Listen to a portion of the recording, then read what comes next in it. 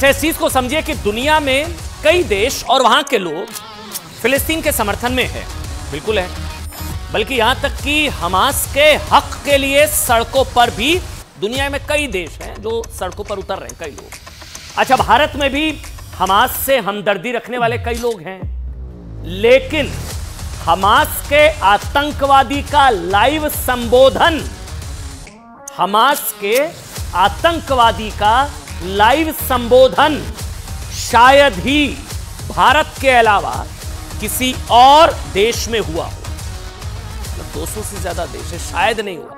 मतलब यहां तक कि मुस्लिम देशों में भी, जो शायद संभवतः गाजा, फिलिस्तीन, कई मुस्लिम देश जो शायद हमास से भी हमदर्दी रख रहे हो, मुस्लिम देशों में भी हमास का आतंकी वहां की जनता को इस तरह से लाइव संबोधन नहीं उसका हुआ होगा जो केरल में हुआ, जो आपके देश में हुआ, जो हमारे देश में हुआ, केरल में हुआ।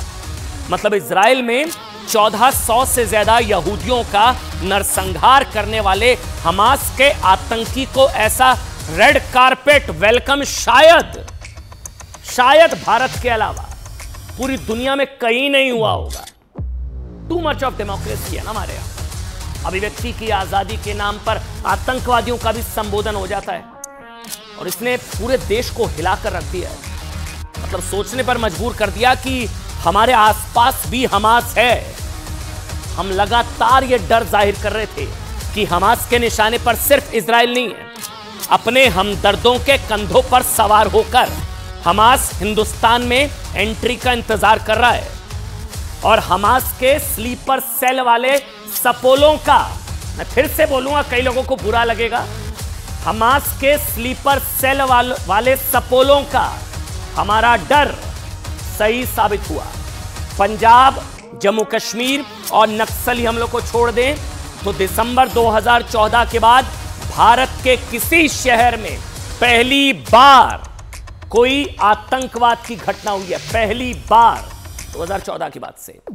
अब इस घटना का हमास से भले ही अभी तक कोई सीधा लिंक स्थापित नहीं हुआ है, अभी तक नहीं हुआ है, लेकिन ये नहीं है कि हो सकता आगे भी ना हो, हमें नहीं पता, अभी तक नहीं है।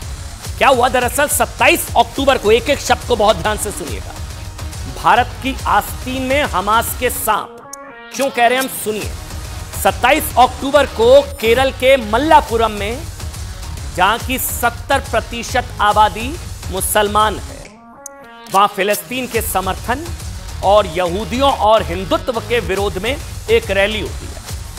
ठीक, चीफ गेस्ट कौन होता है रैली में? चीफ गेस्ट बनता है हमास के सबसे बड़े आतंकवादियों में से एक, हमास का फाउंडर मेंबर, चीफ रहा खालिद मशाल। ये भारत में हमास की मशाल उठाने वाले कई लोग हैं, इसका नाम है खालिद मशाल। वो वीडियो कॉन्फ्रेंसिंग के जरिए जमाते इस्लामी की youth wing solidarity youth movement द्वारा आयोजित की गई इस इजराइल और हिंदुत्व विरोधी रैली को संबोधित करता है। आतंकवादी हमारे देश की जनता को संबोधित करता है।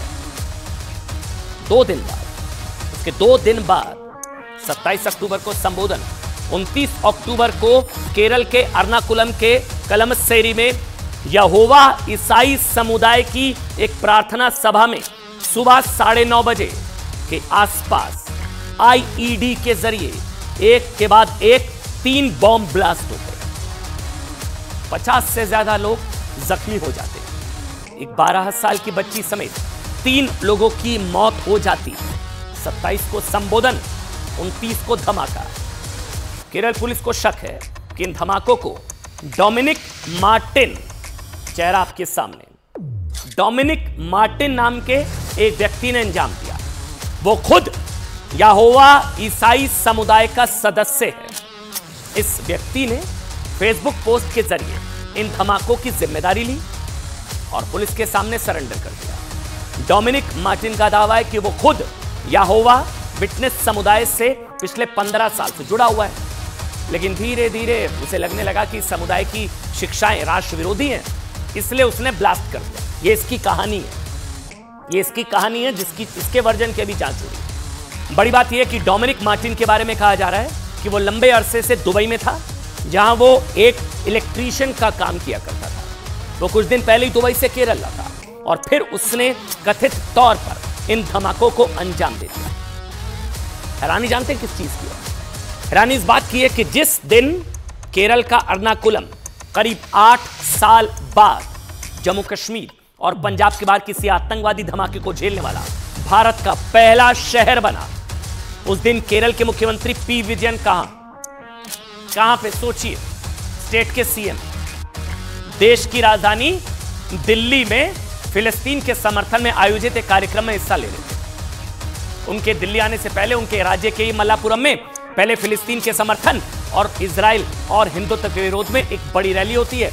उसमें हजारों लोग शामिल होते हैं और संबोधित करता है आतंकवादी हमास का बड़ा कमांडर, हमास का पूर्व चीफ खालिद मशाल। और उनके दिल्ली आने के बाद मल्लापुरम से 163 किलोमीटर दूर एर्नाकुलम के एक कन्वेंशन सेंटर में यहोवा विटनेस ईसाई समुदाय की प्रार्थना सभा में ब्लास्ट हो जाता है। लिंक है या नहीं है, फिर से हम स्पष्ट कर दें। मल्लापुरम की रैली में हमास आतंकवादी के शामिल होने और एर्नाकुलम में हुए बम धमाकों का अभी तक कोई कनेक्शन स्थापित नहीं हो पाया। अभी तक पहली नजर में ये मामले दोनों अलग अलग नजर आ रहे हैं, क्योंकि अभी तक जिम्मेदारी जिस शख्स की तरफ से ली गई है, हालांकि उसके दावों की भी जांच हो रही है अभी। लेकिन भारत का एक राज्य जिस पर अक्सर कट्टर इस्लामिक ताकतों को जमीन मुहैया कराने के आरोप लगते हैं, वहां 2 दिन के अंतराल में एक के बाद एक 2 घटनाएं ऐसी होती हैं जो देश की सुरक्षा और संप्रभुता को खतरे में डालती हैं। सवाल तो उठेंगे, और ये सवाल हम नहीं बल्कि बीजेपी उठा रही है। केरल धमाकों की पीड़ितों से मिलने पहुंचे केंद्रीय मंत्री राजीव चंद्रशेखर और केंद्रीय मंत्री अनुराग ठाकुर, दोनों ने केरल में बढ़ती कट्टरता और रैली में हमास के आतंक, आप सोचिए, एक बार को कल्पना करिए, आतंकवादी को मंच देना क्या है ये? हमारे भारत में एक रैली होती है एक स्टेट में, वहां हमास का आतंकवादी जुड़ता है जिसने 1400 यहूदियों का नरसंहार किया, बच्चों का सरकलम किया, महिलाओं को मारा काटा। उसको हमारे रेड कार्पेट वेलकम, उसका संबोधन होता है।